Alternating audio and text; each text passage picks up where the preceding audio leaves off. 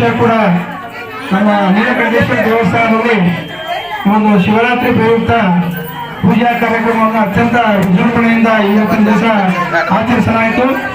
ಈ ಪೂಜಾ ಕಾರ್ಯಕ್ರಮದಲ್ಲಿ ಸಮಾಜದ ಹಿರಿಯರಾದಂಥ ವೀರಣ್ಣ ಮಾಸಾನಿ ಅಧ್ಯಕ್ಷರು ಕರುಣಶೆಟ್ಟಿ ಸಂಘ ಮತ್ತು ಶ್ರೀ ಮಲ್ಲಿಕಾರ್ಜುನಪ್ಪ ನಂತ ಪ್ರಧಾನ ಕಾರ್ಯದರ್ಶಿಗಳು ಕರುಣಶೆಟ್ಟಿ ಸಂಘ ಚಂದ್ರಿಕೆ ಹಾಗೂ ಬಾಲರಾಜ್ ಮಾಸ್ಟರ್ ಮತ್ತು ವೆಂಕಟೇಶ್ ಮಹಿಳೆ ಮತ್ತು ಇದರೆಲ್ಲ ಸಮಾಜ ಬಾಂಧವರು ಈ ಒಂದು ಪೂಜಾ ಕಾರ್ಯಕ್ರಮದಲ್ಲಿ ಭಾಗವಹಿಸಿ ಈ ಒಂದು ಪೂಜಾ ಕಾರ್ಯಕ್ರಮವನ್ನು ಅತ್ಯಂತ ಯಶಸ್ವಿಯಾಗಿ ತಾವುಗಳು ಭಾಗವಹಿಸಬೇಕಾಗಿ ತಮ್ಮೆಲ್ಲರಿಗೂ ಸಮಾಜದ ವತಿಯಿಂದ ಧನ್ಯವಾದಗಳನ್ನು ಅರ್ಪಿಸುತ್ತೇವೆ. ಕುಲ ಬಾಂಧವರಲ್ಲಿ ವಿನಂತಿಸುವುದೇನೆಂದರೆ ದಯಮಾಡಿ ಈ ಒಂದು ಕಾರ್ಯಕ್ರಮಕ್ಕೆ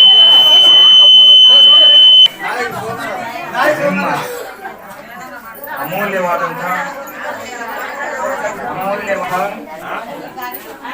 ಸಮಯದ ಜೊತೆಗೆ ತನು ಮನ ಧನದಿಂದ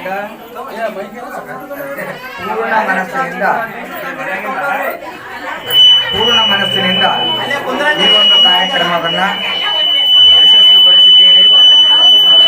ಇದಕ್ಕೆ ನಾವು ಧನ್ಯವಾದ ಹೇಳ್ತಕ್ಕಂಥ ಅವಶ್ಯಕತೆ ಇಲ್ಲ.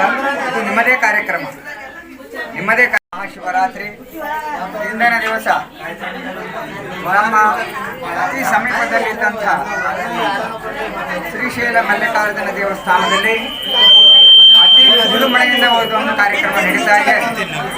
ಇವತ್ತಿನ ರಾತ್ರಿ ಅತಿ ಪುಣ್ಯವಾದಂಥ ಕಾರ್ಯಕ್ರಮ ಇದು. ಇವತ್ತಿನ ಒಂದು ನಕ್ಷತ್ರ ಏನು ಅಂದರೆ ಇದು 360 ವರ್ಷಗಳ ನಂತರ ಬಂದ ಒಂದು ನಕ್ಷತ್ರ.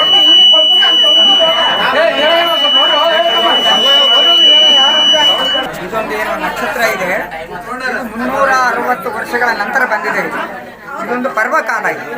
ಇದರಲ್ಲಿ ಎಲ್ಲರೂ ಮನಃಪೂರ್ತಿಯಿಂದ ಆ ದೇವರನ್ನು ನೀಲಕಂಠನನ್ನು ನೆನೆಸಿ ನಿಮ್ಮ ಇಷ್ಟಾರ್ಥಗಳನ್ನು ಈಡೇರಿಸಿಕೊಳ್ಳುವ ಒಂದು ಸದವಕಾಶ.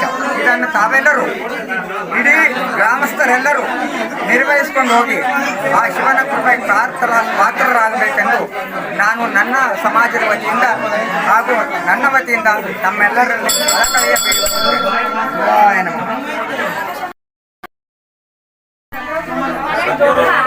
ನೀಲಕಂಠೇಶ್ವರನ